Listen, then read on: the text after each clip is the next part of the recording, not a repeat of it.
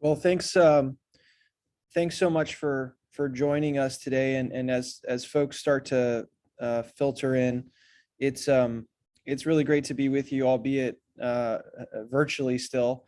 And certainly hope that today is helpful for families as you start to sort of think through the process of early decision, which will be kind of what we're going to spend the majority of the time talking about today. And I wanted to sort of just spend some time thinking about, you know, why has this really changed over the last, say 5 years, and what students is this most applicable for, and just sort of start to help you think through the strategy. And so, I see folks who have rising seniors who are going through this process now. I see folks here who have younger students, and so happy to be joined by everyone. It looks like we have folks here from the West Coast. So good morning to you, and folks on the East Coast. So good afternoon to you folks, and then a good evening to the folks joining us from the UK. So really nice to be with you, and thanks for spending part of your day with me.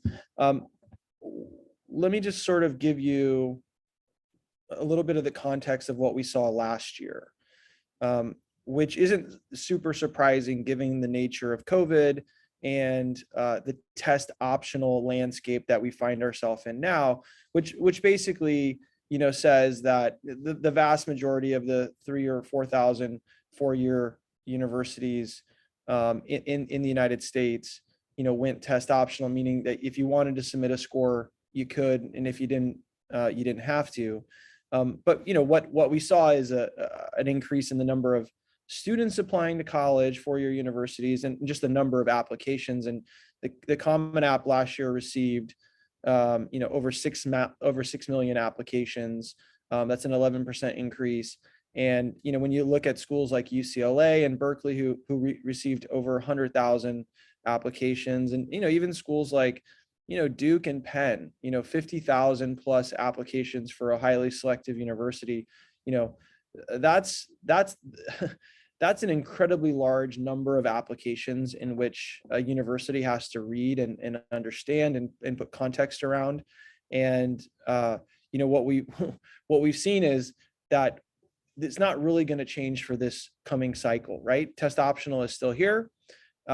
Students want to protect their options, and so they're going to apply to probably slightly more schools. And so the vortex of applications just sort of keeps coming. But this is the background and the context in which we set up the conversation for today.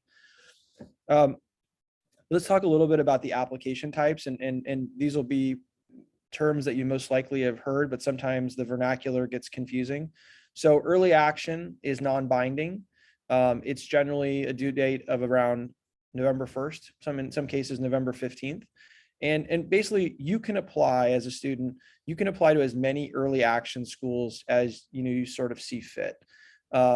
And sorry, apologies in advance, but the examples actually got switched between EA and REA. So like an example of early action schools would be the University of Oregon, Boulder, Wisconsin, SMU, Santa Clara. There's lots of schools that offer a non-binding early action application type. And it's pretty simple why colleges do early action. It allows the student to apply at an earlier deadline. It allows the college an opportunity to review that student's application, to get them an answer before Christmas in most cases, and then allows them essentially, if they've been accepted, to market to that student for a longer period of time. So early action is generally looked at favorably from an admission standpoint. It shows a sort of intent of interest, and the student sort of gets the work done earlier. And so we see most of our students who are qualified apply early action to 6, 7, 8 schools per cycle. Early decision, which we'll be spending the majority of our time talking about today, is binding. And so it is a binding contract between family and university that says, listen, if I've been accepted, my intent is to enroll. And examples of that are Duke and Cornell and Northwestern and other selective universities throughout the United States. Early decision, and we'll get a little bit more into it, but it's a clear statistical advantage to the applicant, right? So you have a better chance of getting admitted if you go in the early decision round versus if you wait later. And obviously for colleges and universities, it's a positive because they get to admit a portion of their freshman class very early in the process. Restrictive early action, really, there's only a handful of schools in the United States: Stanford, Harvard, Yale, and Princeton. I would say that restrictive early action is the most confusing of the three. And it's primarily because it has one foot in binding and one foot in sort of freedom. And the nature of restrictive early action is that you can apply to a restrictive early action school, but you have, and you're not bound if you get in, but you have to look at the specific nature of that restrictive early action. And so it varies. So for example, like Stanford, Harvard, Yale, and Princeton, if let's just take, for example, Stanford, you apply REA to Stanford on November 1st, you find out by the end of December that you got in, you don't have to commit to them. And at that point, you're open to apply to any other school in the regular round for January 1st. But prior to that, you weren't able to apply to a wide range of schools in the early round, only large public universities that have an early program. So for example, if you wanted to apply, REA to Stanford, an early decision to Northwestern, you wouldn't be able to do that, but you would be able to apply early decision at Northwestern and early action at Santa Clara. So it gets confusing, and it's really important to understand the fine print of the restrictive early action nature at that particular school.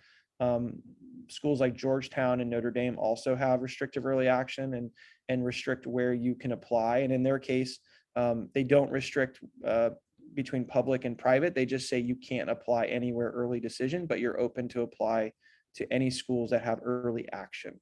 So those are the three buckets, and we'll come back to that.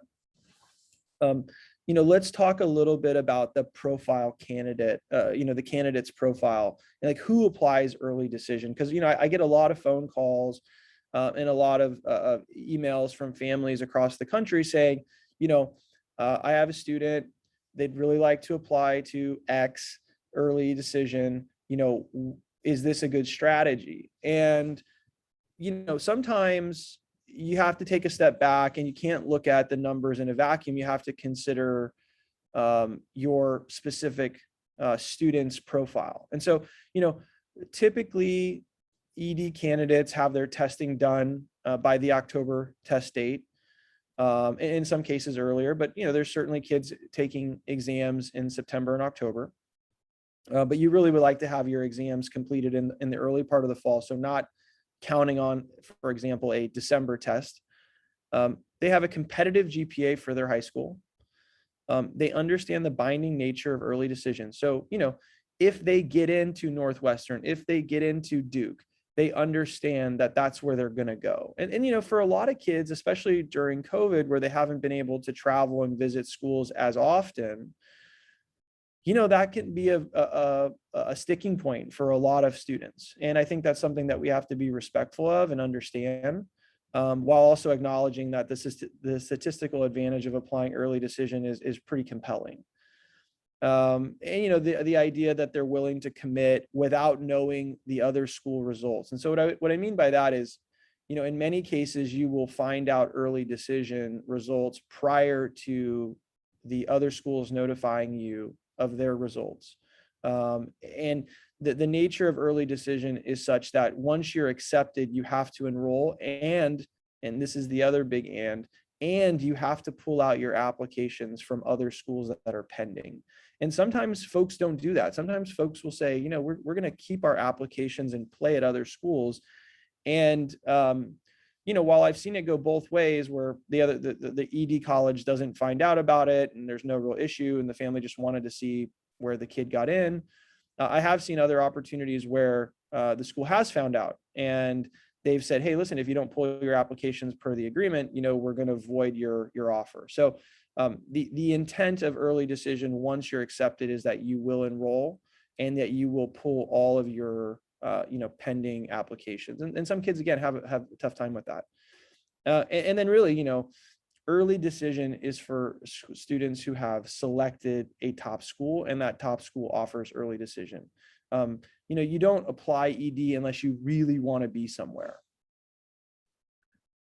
So those of you who've been on webinars or who have seen me speak in person prior to COVID, probably have heard this. Colleges are not looking for well-rounded students; they're looking for well-rounded classes. And an early decision is, one of the ways that colleges start to shape their freshman class. And so, it's pretty self-explanatory, why these universities have moved in droves, to early decision.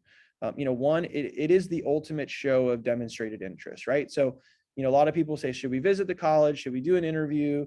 Should we get on the newsletter? I mean, those are all positive things, and folks will do that for some schools and not for others.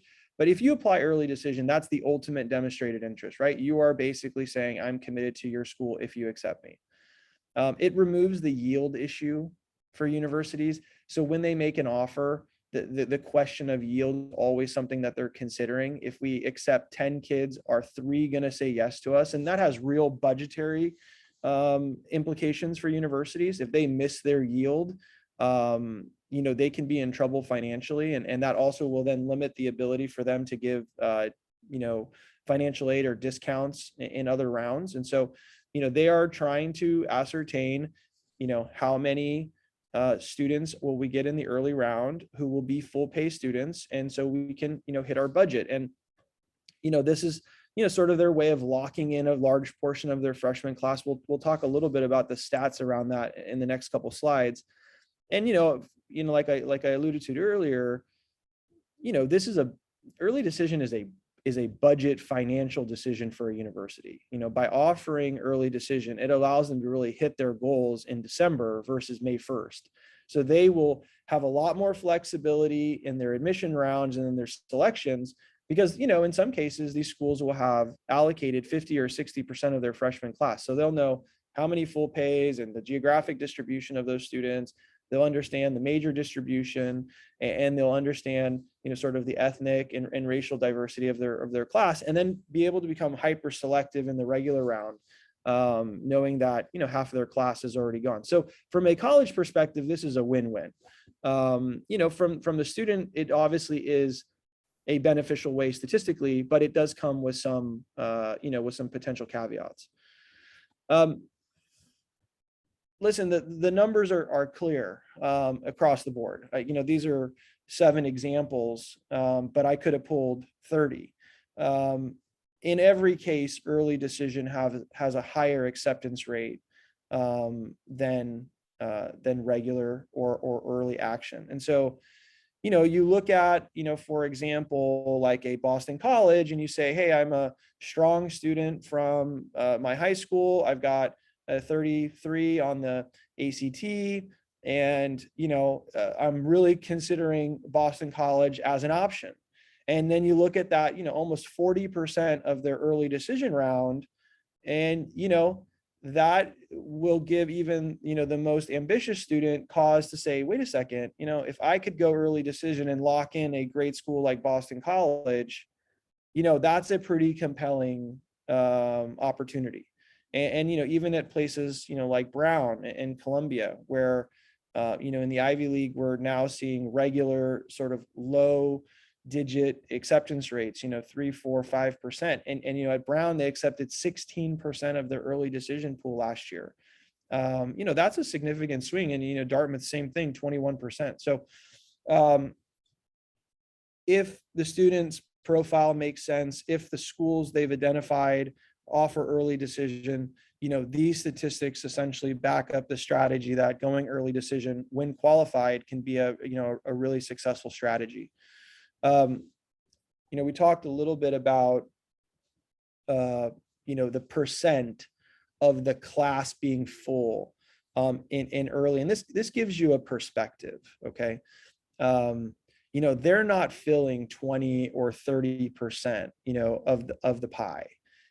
They're really filling 50 to 60%. Again, this is 6, 7 examples. I could have pulled 30 and we would have seen similar numbers across the board. And this is an increase. These numbers aren't sort of trending flat over the last 5 years. These are slowly but surely incrementally becoming bigger numbers in early decision.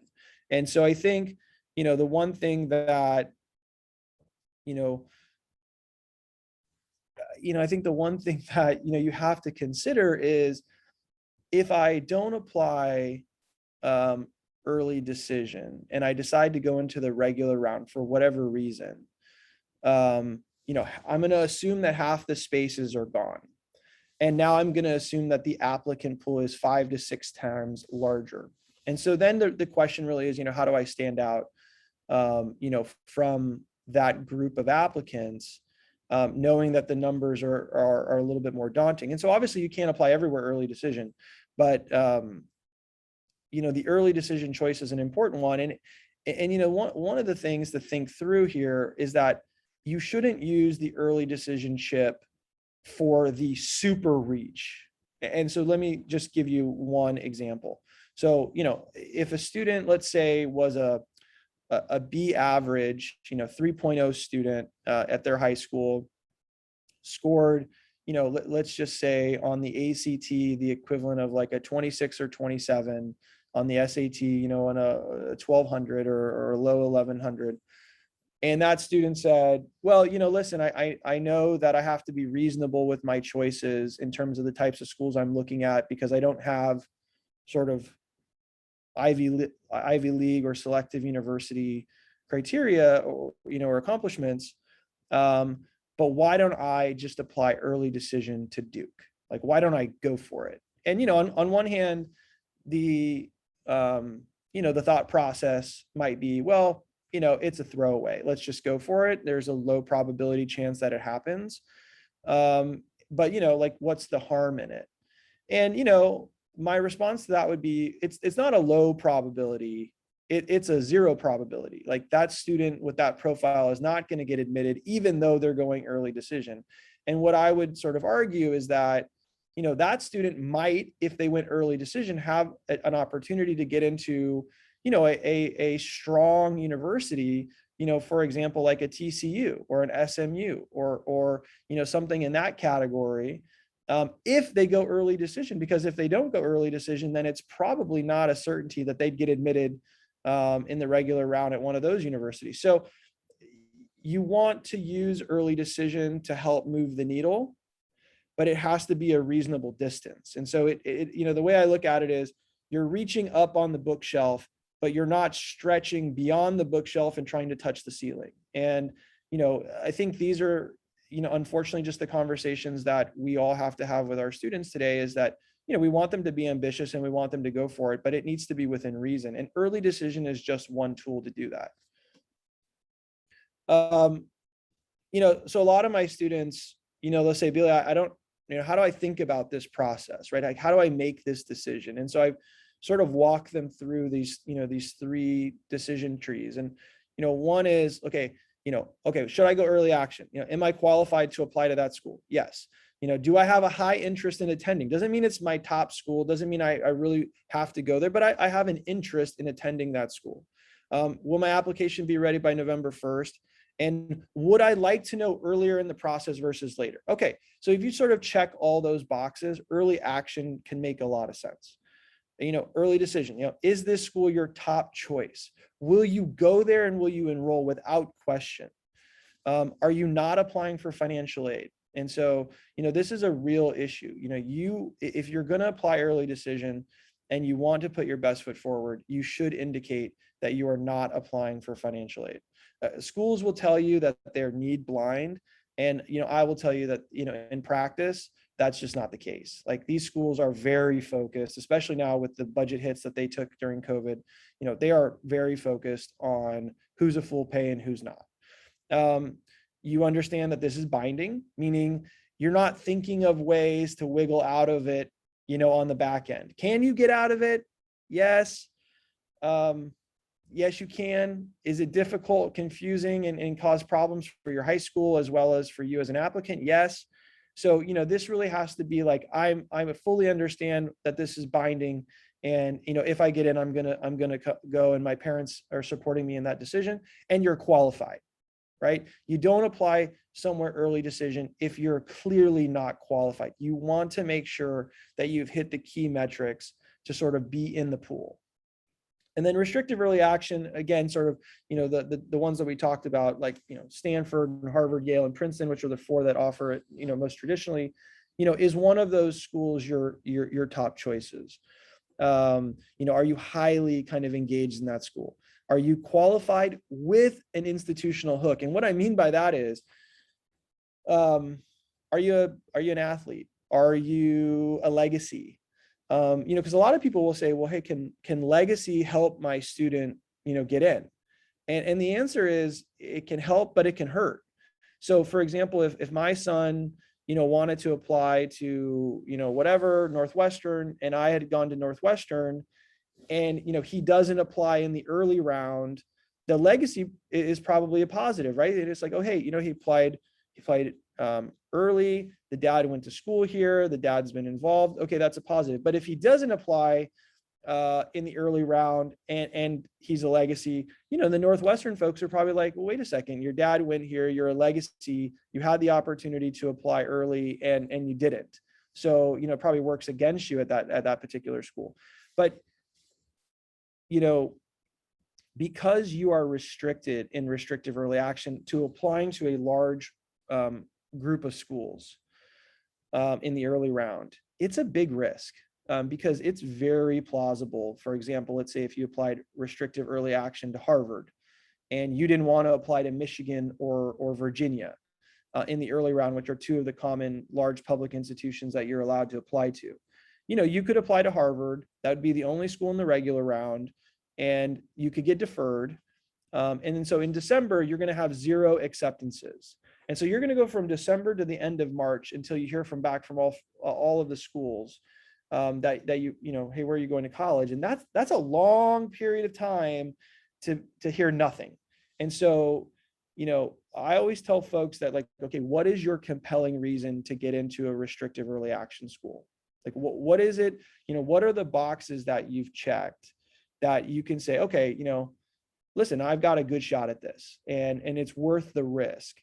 Some people are okay with that, and others decide that the restrictive early action strategy isn't the one to go. And I think, it can be successful either way, but you just have to understand, the pros and cons.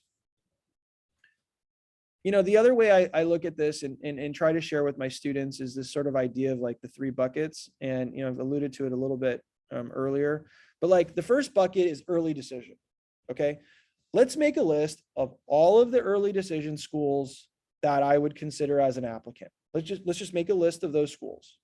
Okay, is there one that I would go early decision to? Okay, great. Duke. Duke is my early decision.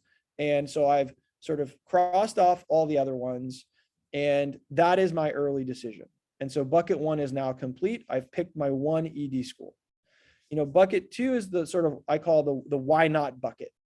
And these are early action schools that, it's like, why not apply, right? If they match sort of your criteria, and there's a long list, and, I've listed a few here: Michigan and Wisconsin and SMU and Georgia, but there's tons, right? Santa Clara, TCU, University of Richmond, Loyola, the list goes on and on and on about, there's tons of schools that offer early action. Well, you know what? It probably makes sense to apply to 7, 8 of those early action schools, because why not? There's no downside, again, if the student is qualified and prepared and ready to apply. And then the third bucket is the everything else bucket, which essentially is, okay, these are the schools that I'm going to apply to if I don't get in, to my early decision school. And even though I've applied to my bucket 2 schools, all right, now I have my third bucket, and I'm just going to roll the dice in regular. Now, I will just stop there. And there's one thing I haven't addressed yet, which is this sort of notion of early decision 2, which is now becoming more common. And I'm sure that there's a lot of folks out there going like, Billy, what are you talking about? There's another early decision. I mean, these colleges really do make it complicated unnecessarily. So there is a small group of universities that have decided to say, listen, we're happy to offer a binding early decision one November 1st. But we're equally as happy to offer a secondary option called early decision two, which is generally due by January 1st. You usually get notified by the middle of February. And the same principles apply, right? It's binding in nature. If you get accepted, you have to enroll. And the colleges love it because now they've accepted their first tranche of students. And now they're looking at a much larger tranche of students in the regular round. But as part of that application pool, there is a percentage of students that have said, wait, you are now my number one choice because I didn't get into wherever I applied early decision one. And so now I'm applying early decision two. And so as part of that bucket three, you might also consider applying early decision two. And so like one example is I had a student last year applied to Cornell. We knew that was a reach. We knew that it was probably a low probability. He made, he had the metrics, but again, just sort of looking at the historical numbers from his high school, we knew that they hadn't put a lot of kids at Cornell, but it was his top choice. And, we thought, okay, well, let's go for it. And one of the reasons that we were okay with taking that risk and the way we mitigated it is that Emory in Atlanta was his second choice, and Emory offers early decision too. And so, his strategy was, listen, I'm going to apply to Cornell early decision. I've got 5 early action schools, which I feel really good about.